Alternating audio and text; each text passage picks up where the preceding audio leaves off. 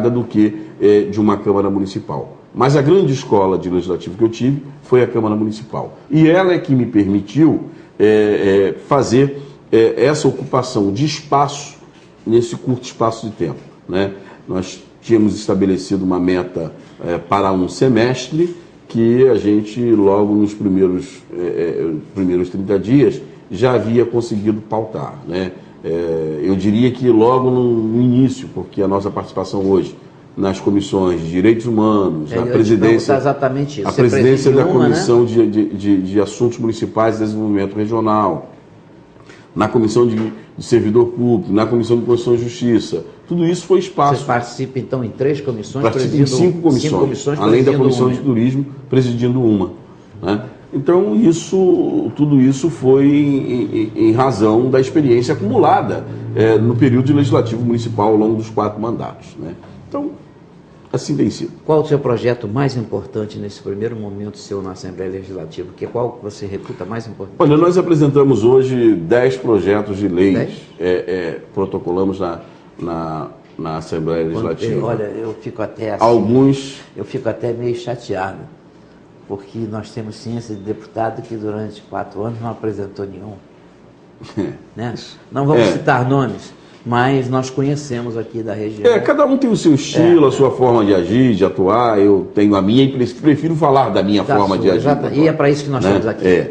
Então, desses 10 projetos de lei, eu considero 2 muito especiais, né? Um pela urgência e necessidade, né? Que é o projeto de lei que trata da questão do deficiente visual, né? Porque a lei ela faz a reserva de vagas para os portadores de deficiência em todos os concursos públicos. Porém, mesmo com esta reserva de vagas, quando você tem uma questão para o portador de deficiência visual, o cego propriamente dito, o que acontece? Você tem lá uma questão de informática, que em todos os concursos públicos hoje você tem questão de informática, né? Aí vem lá a questão, observando o quadro abaixo, né, diga a posição do mouse para clicar na tecla X, né? O deficiente visual, ele não consegue ver aquilo. E não há, para aquele caso, a leitura em braille de gráfico. Então, se numa prova de 50 questões, 10 questões são de informática, e as 10 questões, em regra, as questões de informática trazem gráfico, e as 10 questões trazem gráfico, evidentemente que este deficiente visual, ele está em desigualdade de condição, mesmo havendo a reserva de vaga. Já sai perdendo 10 pontos. Isso. Então nós fizemos um projeto de lei fazendo o seguinte: em caso de concurso público, em questões que tenham gráfico, para o portador de deficiência visual, o cego, essa questão deve ser substituída por uma de igual dificuldade, mas que estabeleça a leitura em braille. Por que a gente considera urgente e necessário esse projeto de lei? Porque nós temos vários concursos públicos em andamento, nas prefeituras e no Estado. Então, esse é um projeto de lei importantíssimo, foi articulado a partir de diálogo que nós tivemos com diversas entidades que representam cegos aqui no Estado do Rio de Janeiro, de um modo muito especial a Associação de Cegos de Macaé e da capital, né? A partir dessa discussão, a gente elaborou esse projeto de lei. Depois que a gente deu o retorno da elaboração do projeto de lei, houve uma mobilização grande das entidades e das pessoas portadoras de deficiência visual, e a gente está acelerando essa votação. E o outro é o projeto de lei que estabelece a política de prevenção ao aborto e ao abandono de incapaz. 2 crimes previstos em lei: o aborto, uma violência contra a mulher e contra a vida, e o abandono de incapaz, uma violência contra a criança e contra também a mulher. Abandono de incapaz, o aborto, nós temos um grande índice de aborto no Estado do Rio de Janeiro. Você tem uma ideia, dados do DataSUS comprovam que este ano já foram atendidas na rede pública de saúde do Estado em 3 meses, 4.500 mulheres após prática de aborto. Esse é o meu ponto. Foram atendidas pela rede pública. Mulheres que fizeram um aborto, seja espontâneo ou provocado. Este provocado em clínicas clandestinas, né? E que a mulher tem reações diversas e que acaba indo depois para a rede pública, para fazer a coletagem, enfim, os procedimentos necessários. Isso sem contar, não está incluído aí, os óbitos, porque a gente agora inicia um levantamento de óbitos. Vai ser muito grande. Né? Tudo isso para quê? Tudo isso para poder enriquecer com dados a discussão. Deixa eu interromper um instantinho. Eu queria entender, quando se fala em legalização do aborto, a meu ver, isto acabaria.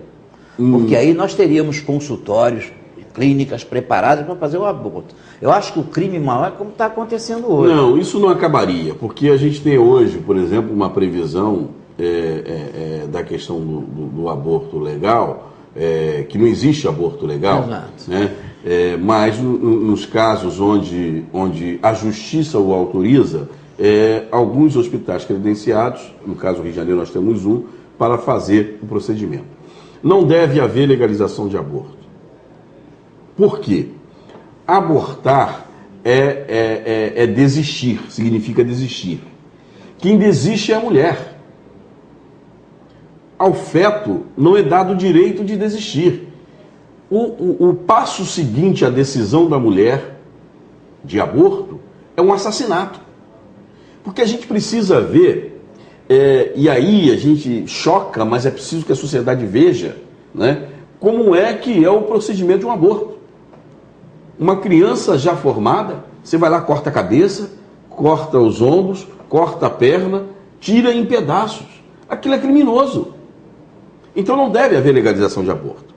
E aí é que a gente vem com um projeto de lei, que é mudando o foco dessa discussão. Porque até aqui, no Brasil, se discutiu a questão da legalização do aborto. E nós não tivemos nenhuma discussão de política pública de defesa da vida. Porque a mulher que provoca o aborto, em regra, vítima de gravidez indesejada, por violência, estupro, né? Ela não tem uma outra oportunidade. Então nós precisamos dar a essa mulher a oportunidade de ter uma gestação tranquila, com assistência médica, com assistência psicológica, com assistência material, e aí o projeto de lei prevê a criação das casas de apoio à vida, para que essa mulher, em regra adolescente, leve a gravidez até o final, e ao final da gestação, porque gravidez não é doença, né? Ao final da gestação, ela possa tomar uma decisão. Eu tive uma experiência em Nilópolis, onde eu fui visitar uma casa de apoio às mulheres vítimas de violência, onde várias mulheres, depois de ter tido esse apoio, depois de ter tido essa assistência, desistiram de entregar o filho para adoção, resolveram criar o filho. E são felizes com os filhos. Tive com 3 mães lá nessa casa, que a gente, antes de fazer esse projeto de lei, a gente fez uma pesquisa, né? Pesquisa no sistema SUS, pesquisa com pessoas, com entidades em regra religiosas, católicas ou evangélicas, que têm essa assistência de defesa da vida, e aí a gente resolveu transformar isso num projeto de lei. Você tem uma ideia, Gilson? Não, eu quero ter a ideia depois. Não esquece, porque eu já passei 5 minutos do comercial e aí me come vivo. Já já nós estamos de volta, 2 minutinhos, não pega no controle não, que tem muito mais coisa interessante para você saber.